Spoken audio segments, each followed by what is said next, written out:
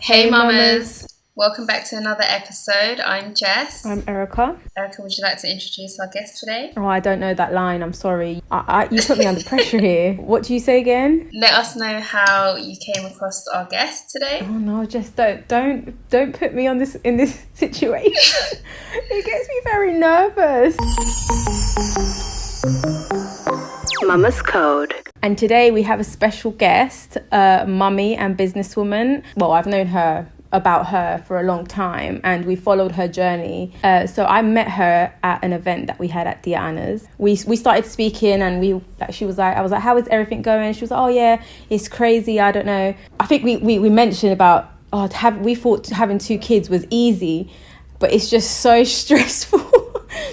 And then I was like, oh my God, you should come on and talk about it because, you know, sometimes as mums, we get scared of pushing ourselves to our limit and not do it. We tend to not do things that make us uncomfortable. And I feel like you've taken a massive leap in doing something that's not in everyone's comfort zone. We were just talking about it before we started the episode, and she is like tired and stressed. And some people don't see this. They just see the end results, but they don't see everything that comes in between. So today we have the lovely Vivian. Thank you for having me. You know, I've never done this before, so I'm really excited just to let it all out, literally. No, thank you for coming. We know you've been so busy and we've been planning this for ages, but it's just, you know, we took a break and then it's just everything just came together all at once. But thank you so much for taking the time out to talk to us. So Vivian, tell us a bit about yourself. So have you always been in the beauty industry? Yeah, I have really, like, since I left school, I've always been doing like little clients here and there, makeup since I was like 16. So I've always been there. I've always been doing beauty, but I never ever thought in a million years that I will be having my own business. It just never came across my mind. It was just like the side job. Did you ever like envision, you know, because I'm guessing some people don't think about it. Some people just think about it, you know, let's just carry on my journey here, you know, as like maybe a side hustle or working for a brand. Because you used to work, was it in House of Fraser? Like all the House of phrases you can think of in London. They used to send me everywhere. And I used to work for eyebrow threading. It was first eyelashes, and then they taught me how to do eyebrows because they were like, you need to learn. I think that's how I got into retail. And that was like my weekend job while I was going college. Can I ask a question? Sorry. Did you ever mess up someone's eyebrows while you were learning to thread? Oh my God, yes. It was so bad.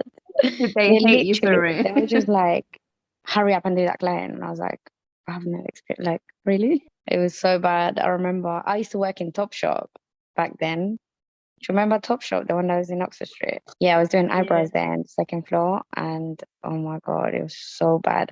I probably messed up like loads of people's eyebrows. Not gonna lie. I must have been like, oh, sorry, sorry. Oh my God. Would you look at their eyebrows and think, oh my God, I messed it up so bad? Like, poor you. Oh my God, yeah. And it was so painful for them because obviously I didn't have no experience with the thread. So I was like, oh, sorry, sorry. But you know what? You have to start somewhere. Messing up people's eyebrows. So from then, from your retail side, did you go into studying more in depth, like beauty more in depth? Like, how did that become your full-time job? I'd done beauty after I left school at college. So I finished all the levels and I just done it because like I just liked it. But I didn't think of like, oh, maybe one day. No, I just finished it. So I had my beauty background there, just sitting there while I was doing retail. And then I still had my clients here and there from the eyebrow threading. So I always had that as a side job. And then once I got pregnant with my first, with Matthew, he's 5 years old. And that's when I just thought, oh my God, how am I going to do this? Like, how am I going to live this life that I was living, going on holidays? you know, um, Not paying rent. I was living at my mum's house. And how am I going to afford my life now? Because I'm not going to be working full time. And I just thought, there's no way I'm going to work full time on retail, 8 hour shift while having a baby. No. So I think it started when I felt pregnant, I was like, I need to do something ASAP before I have the child. So that's when I started studying, like obviously because I had my MVQ level 4. I was like, right, I need to just, because I liked eyebrows, I went into microblading. And back then it was like a new thing. It wasn't so popular as it is now.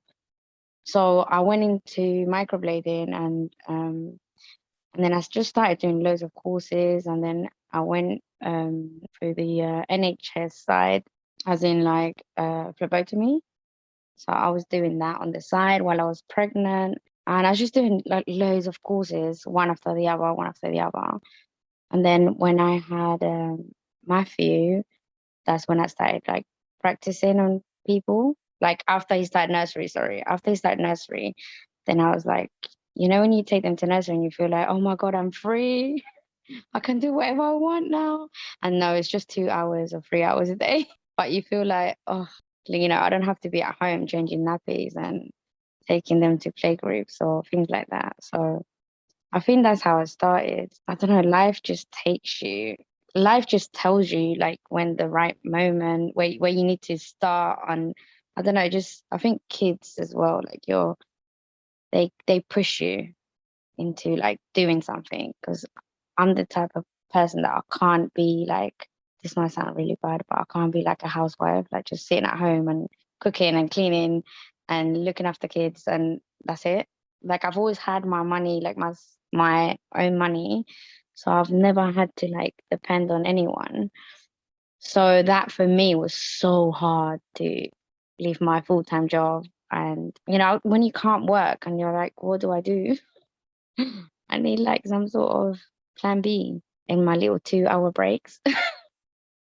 And literally that's how I've been doing it for years now, just from home, from my house. It's amazing how your life takes a turn, because you know, like I would have assumed that you would have perhaps had that kind of vision, that that's your end goal, you know, to have this and, you know, make it your dream to have your salon. But it never really crossed your mind, because sometimes I feel like we're kind of blindsided and we're living in the moment. So como decía usted, like you know, you've always had your money, so you were concentrating on, you know, like going on holidays, having your own, like buying your clothes, buying everything that you wanted. But shit hits the fan when you have a kid and you realize, oh shit, I have some other one depending on me. Yeah. I don't have that lifestyle anymore and I'm like, I can't work. But not everyone feels like that. And I think that, I mean, wait, let me think about what I'm going to say before we get people unfollowing us. let me, 1 second. What you just said, Erica, that obviously it gets you thinking, and sometimes, like you said, it happens. Sometimes you've got gold in your hand and you don't even realize that you've got it there. And same so that sometimes, for instance, if you've been working all your life or you haven't worked or you've just been a spoiled person, if you're now having to stay home to look after your child, some people are just content that way. So I think that there comes a point, like personally, I feel like a child will always make you feel like, shit, I need to have something for this child. Like I need to put that, I need to put that person in a better position than I was.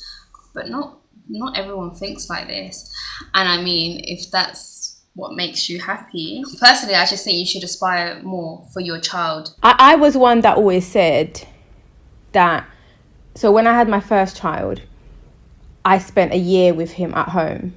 And I thought, yeah, okay, like I was a mom, you know, and now that I'm in full-time work and, you know, I'm a full-time mother, it's really hard to juggle, because like I'm sure Viv has felt, sometimes you feel like you prioritize work more than you prioritize your child. And I start thinking, and I'm like, hang on a minute, so why did I have kids if I'm just going to spend most of my life at work?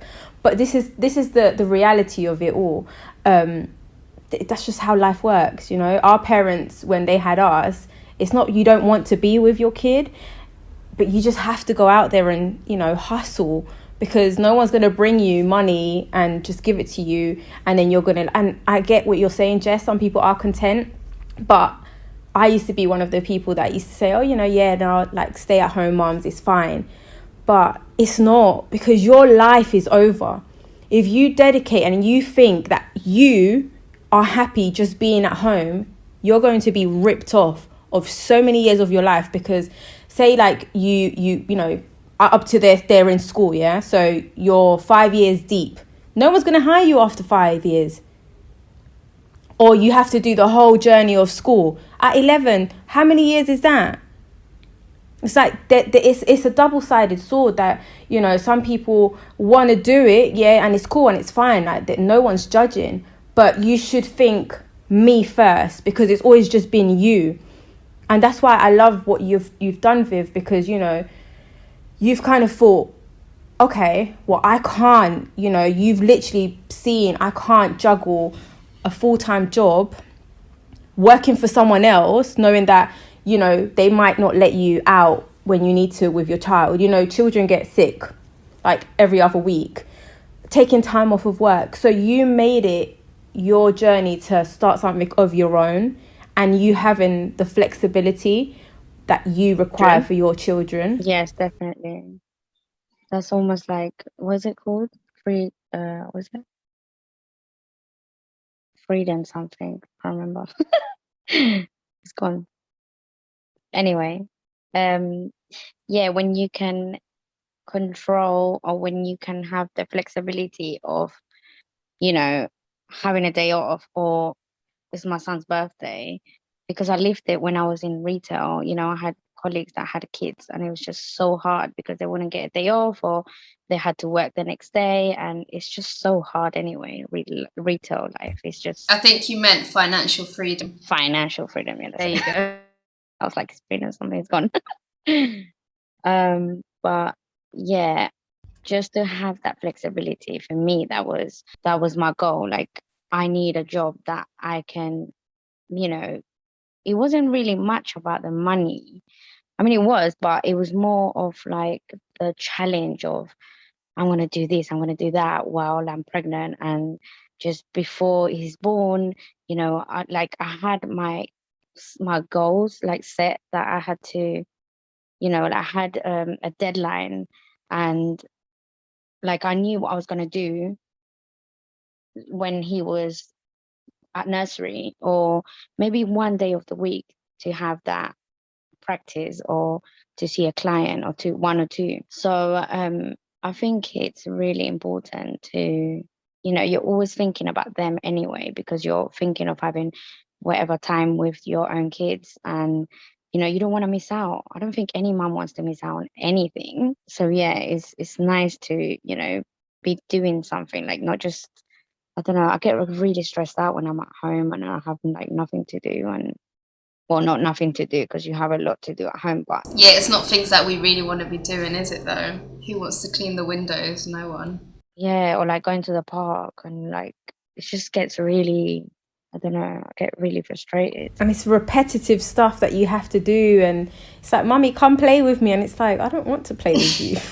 But you know what I was going to say? I feel like we need to step a couple steps backwards, because I just feel like, I know that we all mean good, but I feel like some people might think, excuse me, what the fuck did you just say? But I think that primarily, as long as you're doing something that is something you want to do, because there's some people that, yeah, maybe they don't want to work, but their goal in life was to raise their children until their children were like 50 or 6 feet underground. I get that, Jess. I get that. And I'm not saying that, you know, those people are at fault. What I'm saying, and what I've learned, because like I said, I was one of those people that always thought that, you know, if I decided to have my children, I'm going to stay at home and be with my children. But it gets to a point when it was only my husband that made me realise, and he was like, Erica, your world cannot revolve around Joel and Caden. They're going to reach an age and they're going to go, and you're going to sit down and you're going to think, what did I do with my life? Where is the years that I had? My best years, basically. Yeah, you've lost your years raising children. And yes, it's a beautiful thing. It's very, but like you said, Jess, me and Jess, we may not be making money out of Mama's Code. We may, we're not doing it for the money. We're doing it because this excites us. This brings us outside of that, whole mum thing. This is why we always do it late at night, or we do it like on a weekend. we've bought this project because we want to do something other than just being at home, like you said, Viv, you know, I'll play, go into the park. It's something different, but you have to have something in your life going other than raising your kids. Like, you can't tell me that raising your kids is your end goal. Like, yes, I've succeeded in life. That can't be it. Like, there has to be more than life. I do have clients that, you know, I've got a client that she's got 5 kids. She's my age. She's got 5 kids. And I was just like, See, these are the people that I think, I'm pretty sure your purpose was just to do that and it fulfills you. Personally, that doesn't fulfill me. Like I've said it before, having a child, yes, it made me happier. It filled something that I didn't know was empty. But there's more. Like I don't just want to be doing that. And like you said, like you spent your pregnancy actually doing courses, actually wanting to better yourself, whether you knew that you were going to end up having a salon, you know, 5 years later, moving into your second place or not, you were still trying to do something that was for you, like Erica was saying. But when these people come across and they're like five more kids, and if you hear them speak, they're literally like, no, I live and breathe this. And I'm like, wow, like, how do you do it? I can barely deal with one. you know what? That's exactly what I thought when I was doing her eyebrows. And she was just telling me how amazing her life was. And she was like, I don't get to go out, but it's okay. Like, I'm fine with that. Like, I love having my kids and I love changing nappies. And that's just like, I don't know what I'm going to do when my little one grows up. And he was only like, I don't know, like 2 years. But then she had like all these kids. And I was like, do you ever get time with your husband and like to go out for dinner? And they're like, oh no, we never get to go out, but we love, like, this is the thing that we love having our kids. And she was like, if I could, I would have another one. I was like, you're only 32 years old and you've got 4 kids and you want more. But she was like, I'm happy, like I don't ever want to go work, I just want to be with my kids at home. I don't know what I'm going to do when they go to school. And I was like, Maybe. you know, I respect that. I was like, wow, like that's amazing, because you were born to be a mummy. No. I disagree with that context, because we were all born to be mums. You know, Viv, just because you choose to work doesn't make you not. That's a double-sided sword, Viv, because it's like, okay, you dedicate all this time with your partner, with your kids. In a few years' time, and I'm not saying that this is going to happen to her, but you're slacking on your relationship. There is no more intimacy in, like, you know, I've got 2 kids and sometimes I'm trying to have sex and one walks in and I'm like, come on guys, personal space. Like, or by the end of the day you just feel mummed out that you don't have time to be a wife. Maybe she was sent by God and maybe she's Noah's Ark, so what? She's come to like, oh, shut up, she's come to be that Samaritan that just again, for anyone listening, if you're that mom, like, we're not judging, you're just not having enough sex. We're just trying to see how, like, and I understand it, because I love being a mum, guys. Like, I love it. If I could have 10 kids, I would have 10 kids. But I know that, you know, my sanity plays a big part in this, you know. And, you know, Jess knows, I cry every single time I realise my kid's growing up and he's 3. And I'm like, oh, and I get broody and I'm like, oh my God. But me adding another child into my life isn't going to change anything. Viv, that's her youngest. And only like 4 days ago, she messaged us and she was like, oh my God, Moo, I just realised. I'm like, what? I'm like, oh my God, what's happened? She goes, the boys are going to love another woman more than they love me. And I was like, oh my God, like, one is going to be 7 and one is 3. Like, just calm the fuck down. I was sitting down and I was watching a film and I was like, and I had to message her because obviously my other best friend has a girl, so she doesn't really understand. And I was like, Moo, our children are going to love other women. She was like, no, it's different love. And I was like, no, it's not. I was like, I'll ask Camillo. He probably loves me more than his mum. Oh my God. So sad. I've got 2 boys. It makes me so upset. Vivian is not going to sleep tonight thinking about that, Erica. I mean, I didn't say it was you. Viv, did you always want kids? I did. Yeah, I did. I always wanted to, and I always wanted a girl. Really? Yeah, I always wanted a girl. Even when I had Matthew, well, when I was pregnant, I didn't want to find out. We literally just waited. All along, I knew it was a boy. So you didn't know until you gave birth? Stop. Oh That's my God, that is amazing. amazing. I don't know how I done it, but I was So like, yeah, I'll just wait. were you a bit gutted when they were like, it's a boy? Yeah. I was like, no. I love But then I was that. like, okay, I've got another chance, if anything, later on. Because I always thought two, like, I always wanted two. Well, I've got two brothers, and I thought I could not have just one child. That'd be so like me not to have like siblings. So I thought, yeah. And I thought, oh yeah, I'll have a second chance. And then the second one, we did want to find out. And that's when I was gutted. I was like, oh no, I wanted a girl. And I was so upset because I knew that I wasn't going to have any more children. So I thought, oh, okay, that's it then. So you definitely don't want any more? No, definitely No. not. It's too hard. I mean, with one, you think, oh yeah, it's just a walk in the park. Two, that's like another level. I don't know about you girls, but two is hard. Guys, watching your faces be like, yeah, it's so hard. I always tell Jess, and I try not to be too like negative, and I'm just like, Jess, it's just really hard. And she's like, like her eggs are trying to reach the sperm, but then they release it because they're like, nah, fuck this. Erica makes my eggs bipolar. Oh my god. Mama, I love you. How old was your eldest when you opened your first shop? So the first time I moved out, like to work, I moved into my mum's spare room, to my old room. So that's where I had it for like a year. You know, I was seeing clients and it just got a bit much that after the lockdown, I thought, I can't do this anymore. It's too much.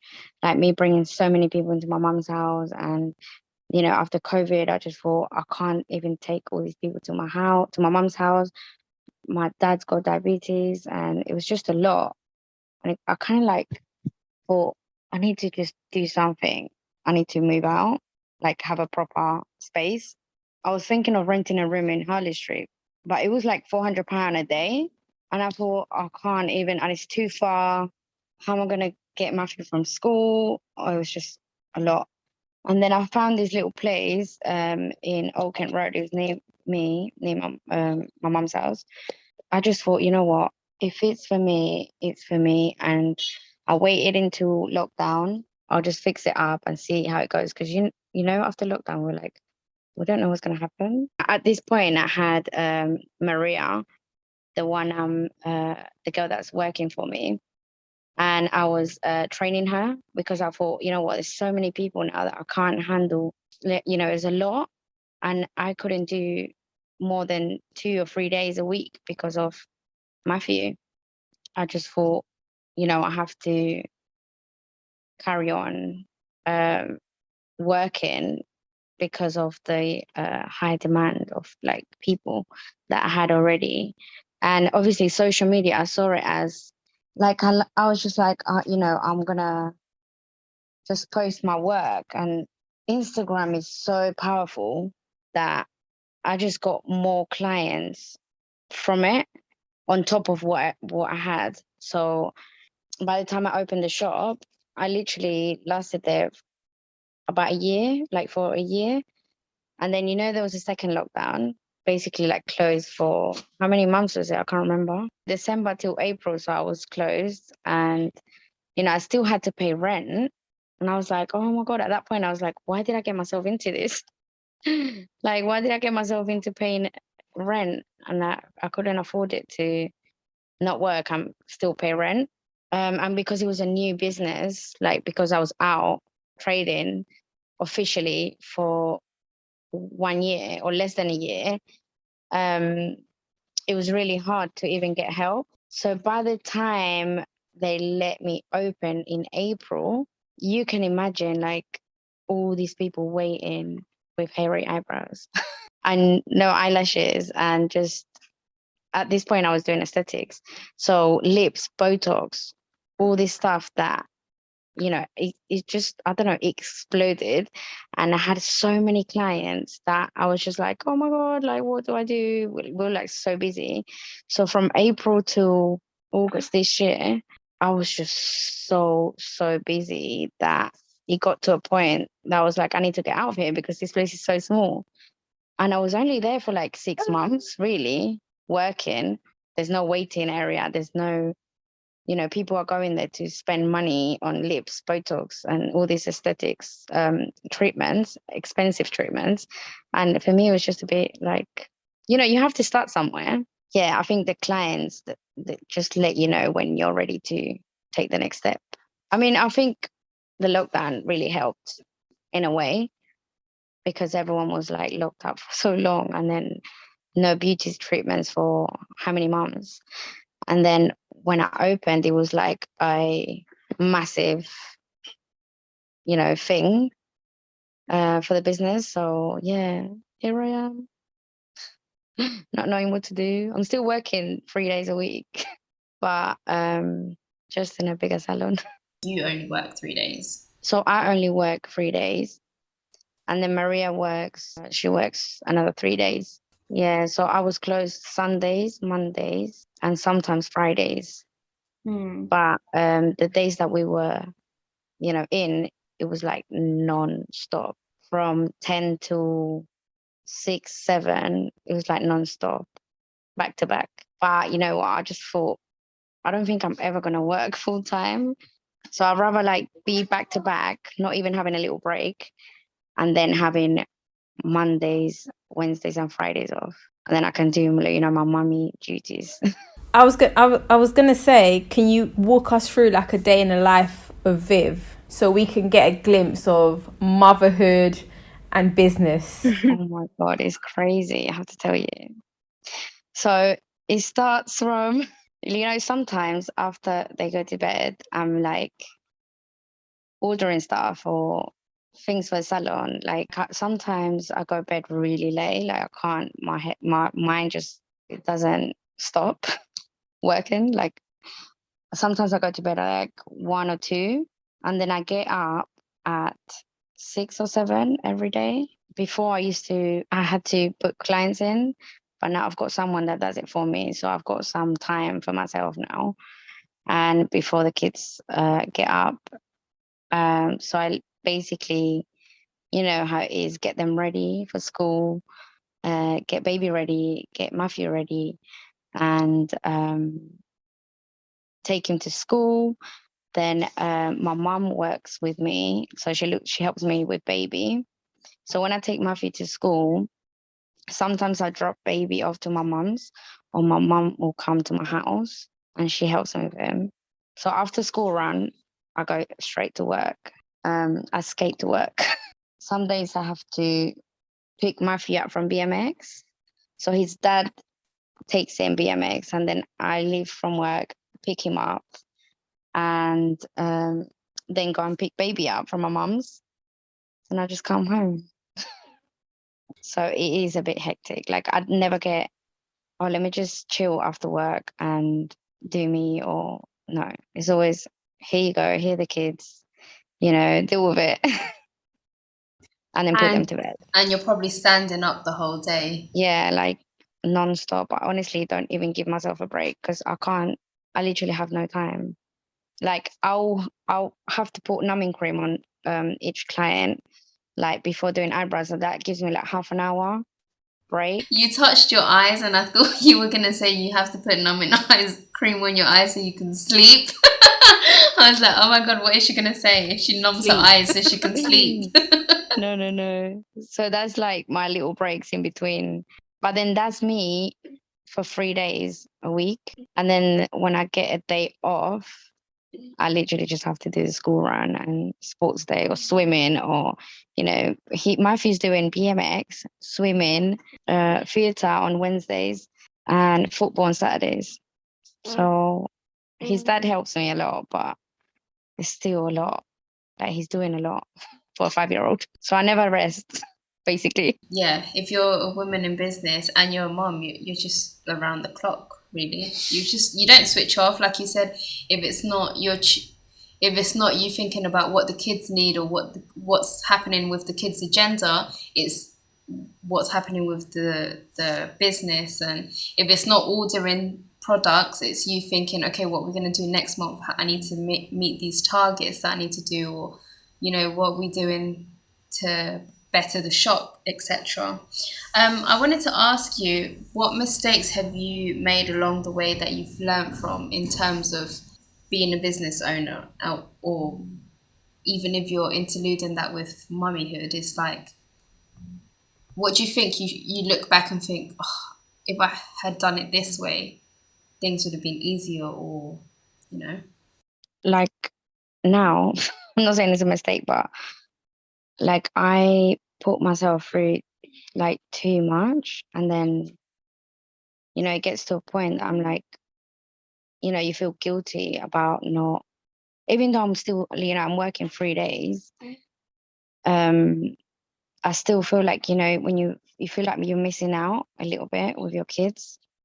Like I feel like I missed out a lot with my second, because with Matthew I had that time to like, do the courses and like be calm. I didn't have such high demand with clients, that I was able to, just chill. Maybe some days maybe a week or two I wasn't forced to work, or I had more flexibility. Now with the second one, I had such a big responsibility that there was no way, even now there's no way I can stop working, because of like, all these clients.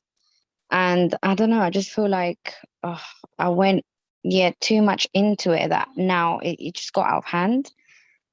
And well, I'm not saying it's a mistake, but now I've got a lease of 5 years, and that's a massive responsibility. And my baby's only 2. It's really, really challenging. I mean, at least you have that option that you can spend a few more days than, say, another mum that, works a 9 to 5, because you have the flexibility of taking your child and picking them up. Whereas, Karen might not, because she starts work at 9 and her child starts at 9. So it's either pick one or the other. And then Karen finishes at 5 or 6 and her child finishes at 3:30. And we all know managers and stuff are not going to allow you to just leave work, go pick up your child. So in that sense, it's a blessing in disguise. Sometimes I feel like, because my mum picks him up the days that I work, she gets to spend that quality time.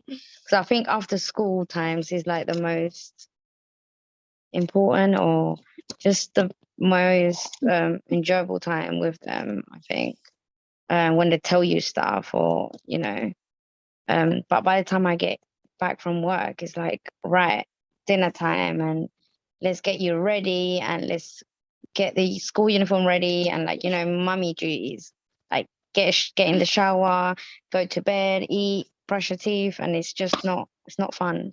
So yeah, I do feel like sometimes I do miss out a little bit when I'm working, especially Saturdays, that I can't get.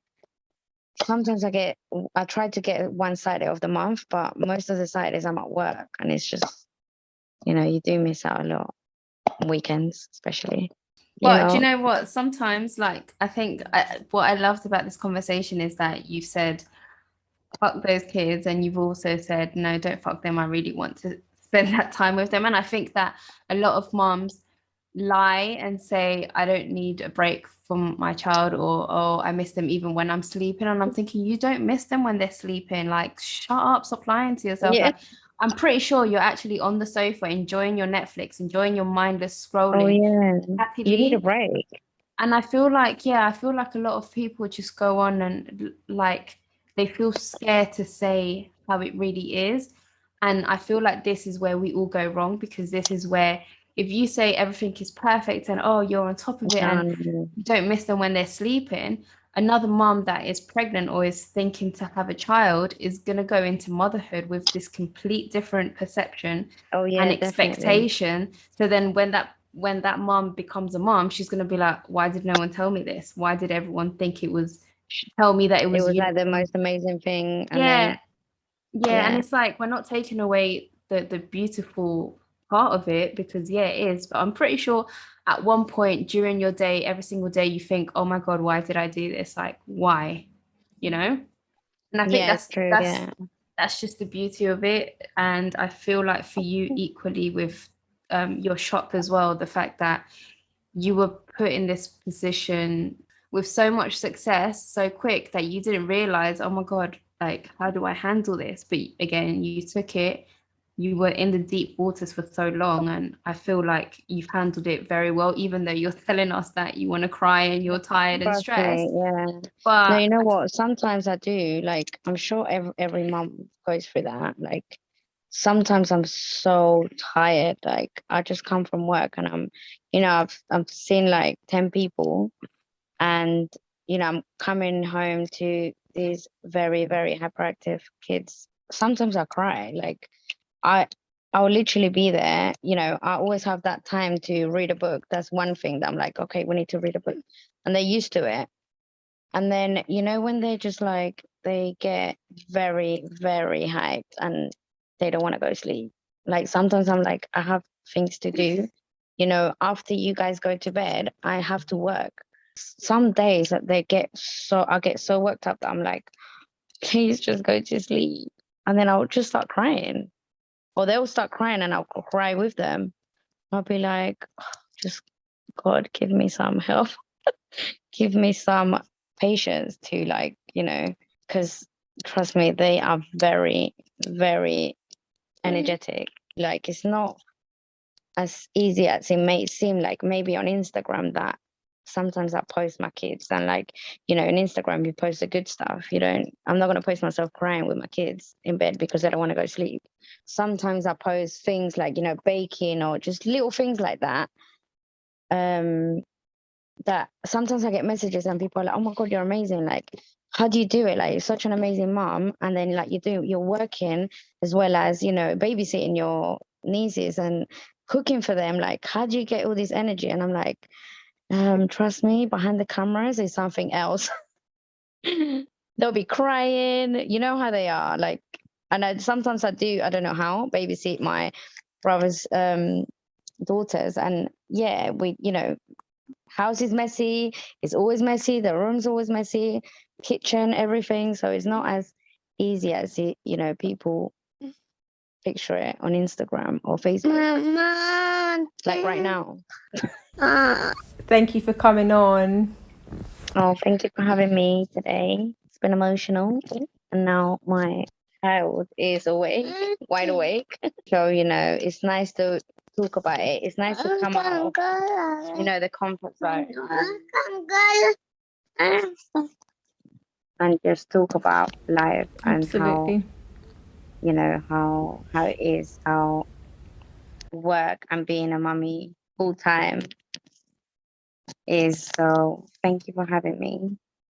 chin up, it's coming. You're gonna have that new shop open, and everything will fall into place. I think the hardships Hopefully. always come to while you're setting your boundaries and your foundation. Absolutely. I'll invite you girls in once it's open, for sure. Just don't ruin our eyebrows. Yeah. Mama's code out. Mwah. Mama's Code.